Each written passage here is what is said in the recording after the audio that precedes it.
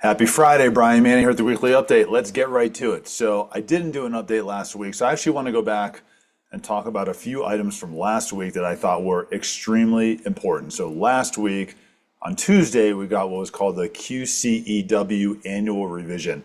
So this is when we look at employment reports and they say, okay, throughout the entire prior year, how did our reporting look? Did we make any mistakes? Should we have overstated or understated any of our numbers? So they came out and they said, oops, we made a mistake, and for the prior year, we overestimated the employment numbers by 911,000 jobs across the country.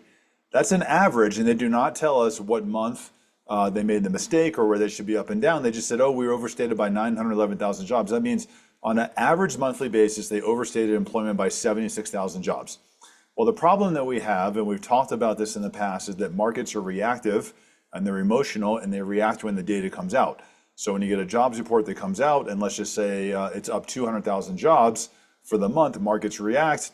Everybody thinks the economy looks good. They think the job market is good. Mortgage rates move higher. Then they have these revisions that they go through and they get to a final number. So now we look at this and we say, wow, we had 911,000 jobs that we said were created last year that weren't actually created, which means that if we actually accurately reported the data when it came out, mortgage rates would probably be lower. The problem we had is over the prior 12 months, we had some very robust and rosy employment reports. But if the data was accurate, we probably would have seen mortgage rates lower than where we are right now. So it's a little frustrating to get these catch-ups. It's not the only time this happened. The prior year, same thing happened, and they were off by about 860,000 jobs.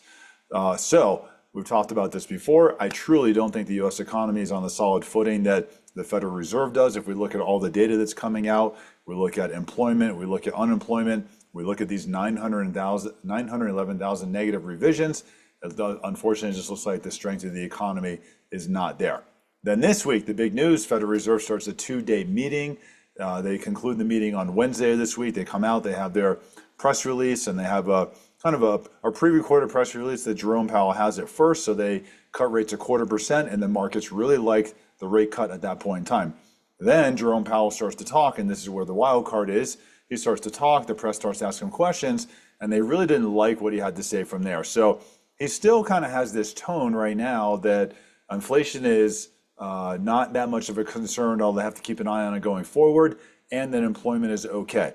They did allude to some feedback there that they're going to watch inflation. They're not sure what's going to happen as far as tariffs and the impact it's going to have, and that maybe we're seeing some softening in the employment market. I'm not sure of the numbers that they're looking at, especially Jerome Powell, because if you look at the employment numbers, it's definitely not as strong as what they're seeing.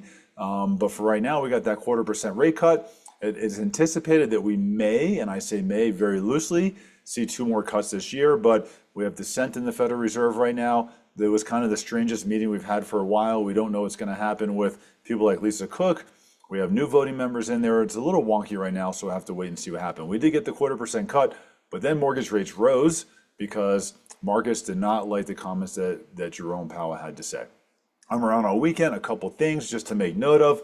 Fall Fiesta is coming up. Thursday, November 13th, we're raising money for Community Food Share this year. They serve people with food insecurity in Boulder and Broomfield County. We got some incredible live music, open bar, all-you-can-eat tacos. Help us raise money for Community Food Share. Realtors, we have a brand new event we're doing. It's called Winning with Objections. We're going to be running this through the beginning of November. We have some upcoming events in the Boulder, Denver market. If you haven't attended yet, please RSVP. We'd love to see you there. I'm around all weekend. We're available 7 days a week, 8 to 8. Happy Friday. Hope you're having a great day.